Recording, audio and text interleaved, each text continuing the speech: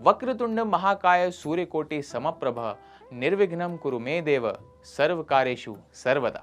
विस्तार डिटेल में आपका स्वागत है दोस्तों। गणेश उत्सव बड़ी धूमधाम से मनाया जा रहा है और इसी उपलक्ष्य में हम रोज आपके लिए लेके आ रहे हैं भगवान श्री गणेश के अष्टविनायक स्वरूपों में से एक एक स्वरूप की कथाएं। और आज इसी कड़ी में हम आपको बताएंगे अष्टविनायक के तीसरे स्वरूप बल्लालेश्वर गणपति की कहानी। दोस्तों, बल्लालेश्वर गणपति महाराष्ट्र के रायगढ़ जिले के पाली गांव में है। यह अष्टविनायक तीर्थ के तीसरे पड़ाव कहे जाते हैं। कहीं कहीं इन्हें अष्टविनायक की शक्ति पीठों में भी गिना जाता है। इस मंदिर के बारे में खास बात यह है कि यह एकमात्र ऐसा मंदिर है जहां श्री गणेश किसी साधारण व्यक्ति जैसे परिधानों में धोती कुर्ते पहनकर विराजमान है। कहते हैं कि गणपति ने यहाँ पे अपने एक परम भक्त बल्लाल को ब्राह्मण रूप में ऐसे ही वस्त्र पहन के दर्शन दिए थे। भक्त बल्लाल के नाम पे इस मंदिर का नाम बल्लालेश्वर विनायक पड़ा। एक और खास बात यह है कि यह एकमात्र ऐसा मंदिर है जिसका नाम गणपति के अलावा किसी और भक्त के नाम पे रखा गया है। इस मंदिर में भाद्रपद माह की शुक्ल प्रतिपदा से लेकर पंचमी के बीच यहाँ गणेशोत्सव की जबरदस्त धूम रहती है। इस मंदिर के बारे में एक पौराणिक कथा भी है जिसके अनुसार पाली गांव में कल्याण और इंदुमती नाम के एक सेठ दंपति रहते थे।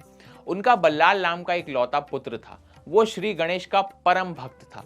उसकी भक्ति से उसके माता पिता खुश नहीं थे क्योंकि भक्ति में मग्न उनका बेटा अपने व्यापार और व्यवसाय में कोई विशेष ध्यान नहीं देता था, कोई रुचि नहीं लेता था। वो अपने दोस्तों से भी गणपति की भक्ति करने के लिए हमेशा कहता रहता था। इस बात से परेशान होकर बल्लाल के दोस्तों के माता पिता ने शिकायत की और इस बात को रोकने को कहा। इस पर कल्याण सेठ जो उसके पिता थे बल्लाल को ढूंढने निकले तो वो जंगल में गणेश जी की आराधना करते हुए उन्हें मिल गया। उन्होंने उसे बहुत पीटा और गणेश जी की प्रतिमा जिसकी वो साधना कर रहा था उसे खंडित करते हुए दूर फेंक दिया। इसके बाद उन्होंने उसे उसी जंगल में एक पेड़ के नीचे बांधकर छोड़ दिया और कह गए कि भूखे प्यासे रहकर अब उसकी अकल ठिकाने आ जाएगी, उसकी सारी भक्ति निकल जाएगी। सेठ जी के जाने के बाद बल्लाल की भक्ति से गणेश जी इतने प्रसन्न हुए कि उसके समक्ष ब्राह्मण के वेश में प्रकट हो गए और उसे बंधनों से मुक्त कर दिया और वरदान मांगने के लिए कहा। इस पर बल्लाल ने उनसे प्रार्थना की कि वो उसके ही क्षेत्र में एक शक्तिपीठ के रूप में स्थापित हो जाएं, अपनी मूर्ति स्थापित कर लें।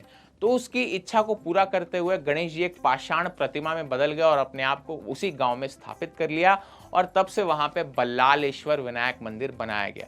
साथ ही इसी मंदिर के पास बल्लाल के पिता ने जो मूर्ति फेंकी थी वो डुंडी विनायक के नाम से मशहूर है और आज भी लोग जब बल्लालेश्वर दर्शन करने जाते हैं तो पहले डुंडी विनायक के खंडित मूर्ति के दर्शन करते हैं। एक और मान्यता के अनुसार त्रेता युग में जो रामायण में दंडक वन बताया गया है वो यहीं पे था, इसके आसपास ही वो स्थान था और यहीं आदिशक्ति जगदम्बा ने प्रभु श्री राम को दर्शन भी दिए थे।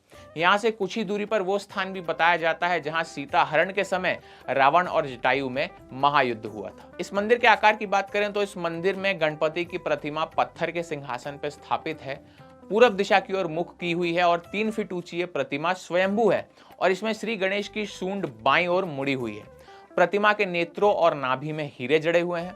श्री गणेश के दोनों ओर रिद्धि और सिद्धि की प्रतिमाएं भी हैं जो उनकी पत्नियां कही जाती हैं। साथ ही जो खंडित मूर्ति वाला ढूंडी विनायक मंदिर है वहां भगवान गणेश की प्रतिमा का मुख पश्चिम की तरफ है।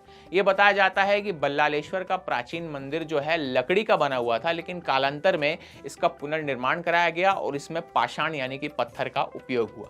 मंदिर के पास 2 तालाब भी हैं। इनमें से एक का जल भगवान गणेश को अर्पित किया जाता है।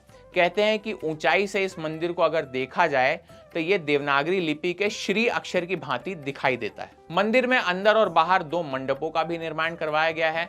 बाहरी मंडप 12 फीट का और अंदर का मंडप 15 फीट ऊंचा है। अंदर के मंडप में बल्लालेश्वर की प्रतिमा स्थापित है। बाहरी मंडप में उनके वाहन मूषक के पंजों में मोदक को लिए हुए दिखाया गया है। ये मंदिर अत्यंत आकर्षक है और जो भी भक्त यहाँ आता है ऐसा माना जाता है कि उस बालक बल्लाल की तरह ही जो भी यहाँ सच्चे मन से भगवान गणपति की पूजा करता है उसके सारे दुख भगवान गणेश हर लेते हैं और उसे सुख समृद्धि प्रदान करते हैं। तो ये थी अष्टविनायक के तीसरे स्वरूप बल्लालेश्वर गणपति की कहानी। कैसी लगी कमेंट्स में जरूर बताइएगा। हम आपसे कल मिलेंगे अष्टविनायक के चौथे स्वरूप की कहानी को लेकर। तब तक के लिए मुझे दीजिए इजाजत। नमस्कार।